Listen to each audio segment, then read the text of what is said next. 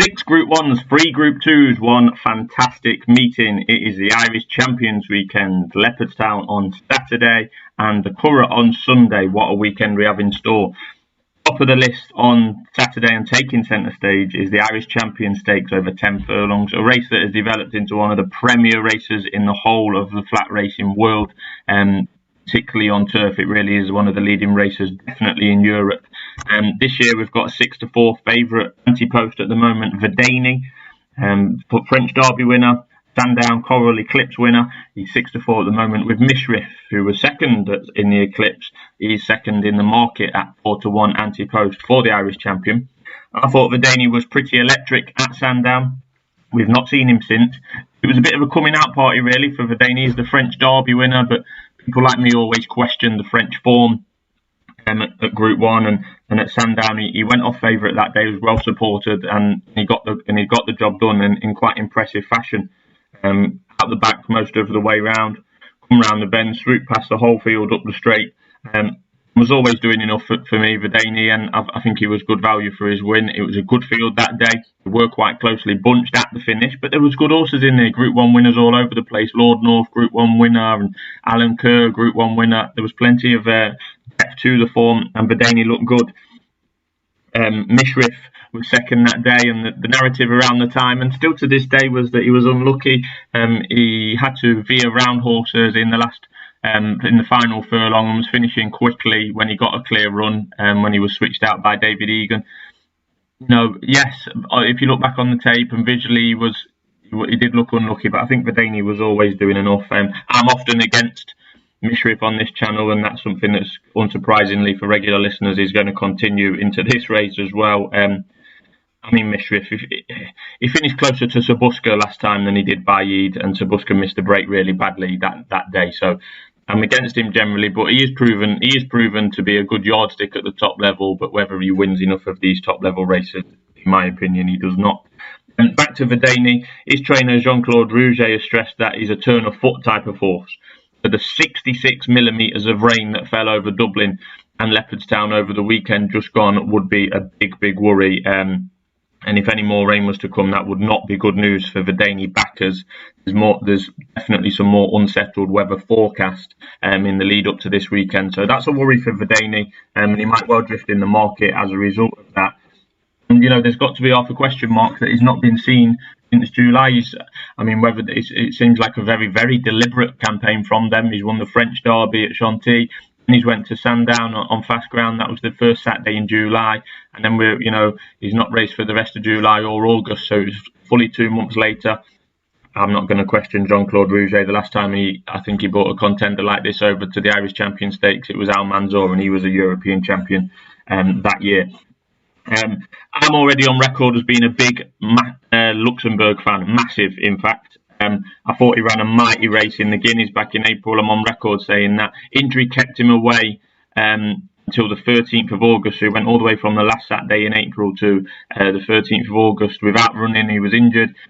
He made pretty hard work of winning the 10 furlong Group 3 by a neck. Make no mistake about that. Luxembourg was 2-9. His fans would have been, including me, would have wanted, hoped for a little bit more. It was his first run for over 100 days. It was only his 5th run of his whole life. He battled well when he needed to. He was actually headed and he fought back that day, Luxembourg. Even though he was 2-9, I think he showed a lot of things that you would like to see him winning. And this season, more than most for Coolmore, the Group 3 Royal Whip Stakes in early August is certainly not the top target for pretty much their only middle distance hope. And I think that's what Luxembourg is going into this stage of the season. Tuesday has been tried in middle distance races. She's likely to stick to her own sex races going forward. Luxembourg, there's a lot of pressure, if you like, on him from a Coolmore perspective and Ballydoyle perspective. They've not got a whole lot else to go with over these middle distances. It looks like he's going to run in the Irish Champion and then run in the Arc, depending on how it goes this Saturday at Leopardstown. I'd happily back Luxembourg at 5-1 again. Right now, I think he's going to come on a bundle for that run in the Royal Whip Stakes. Like I say, we got in by a neck.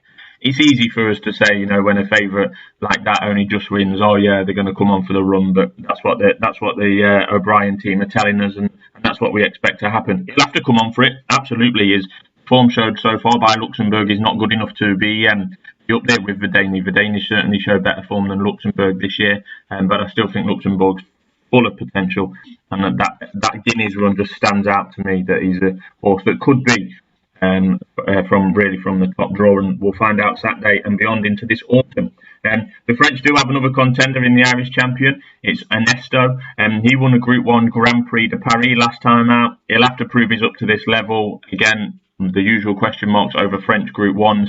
At the moment that this is a proper European Group 1, Ernesto is fourth in the market behind the three mentioned so far. Elsewhere, and it'll be a similar theme on this video, it's hard to predict who will and won't run on the day, to be honest. Aidan O'Brien and Sons are sure to have a handful of runners between them. Luxembourg, the leading light for Aidan O'Brien. But yeah, I'm all over Luxembourg. Have been for some time. I'm not changing my mind now. Hopefully he runs well in this. Hopefully he wins it. And onto the Arc we go, where he may bump into a certain Baid, as already mentioned on other videos. The other Group 1 at Leopardstown on Saturday is the Matron Stakes. For females over a mile, it looks like it's going to revolve around Homeless Songs.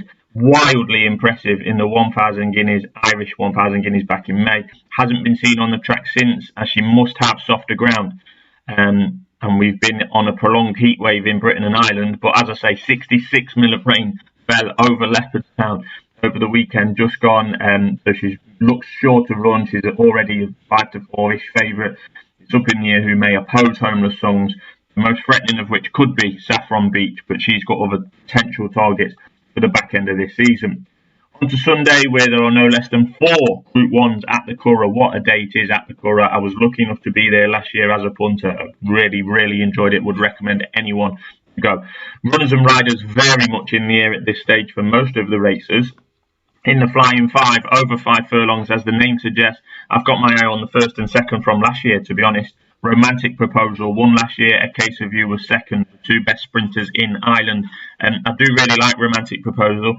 She's only been seen twice this year. She won a Nace listed race in April, then finishing down the field on fast ground in the July Cup over 6 furlongs. That was a July Cup, really. The setup of that was everything wrong for Romantic Proposal. You would have to think she travelled pretty well for a long time at Newmarket. It was over the wrong trip. It was definitely on the wrong ground, and she'd not been seen for a while. So she likes a little bit of a break between the races, and that's what's happening ahead of this weekend. The Flying 5 is perfect for her. I think she'll go close. If she's lining up, she's about 6 to 1 in the market, Romantic Proposal, and rightly so. There's likely to be a few British contenders in the Flying 5, so look out for that. Normal names that you used to see in these types of sprint. Elsewhere on the card at the Curragh on Sunday, there's a couple of juvenile Group 1s, some really good ones over the years. The Moyglir for the ladies and the National Stakes for the boys, both over 7 furlongs. Charlie Appleby has won the National Stakes with horses like Corto, Pinatubo and Native Trail in recent years, but he won't be winning it this year, as he's told us he doesn't intend to run any. So it's quite a different approach really from Charlie this year, because he's on record as saying he sends his best 2-year-old over to the Curragh for the National Stakes, as are those listed winners. The list of winners suggests Pinatubo. We know how good he was. Native Trail. He went on to win the Irish 2,000 guineas this year, so always sends over a good one, but not this year for Charlie. Not to worry though, there's still plenty of Godolphin 2-year-olds knocking about and plenty of targets for him. For example, Naval Power won a listed race at Haydock last weekend. Silver Knot or Victory Dance will be leading contenders in the Champagne Stakes at Doncaster this Saturday. The Jim Crack winner Noble Style looks a red hot contender for the Autumn Group 1s from the Middle Park, etc. I really do like Noble Style. I'm on record and saying as much on this channel. But back to the National Stakes. There's currently 68 entered in the race, so there really is no way that you can get a firm selection from me at this stage.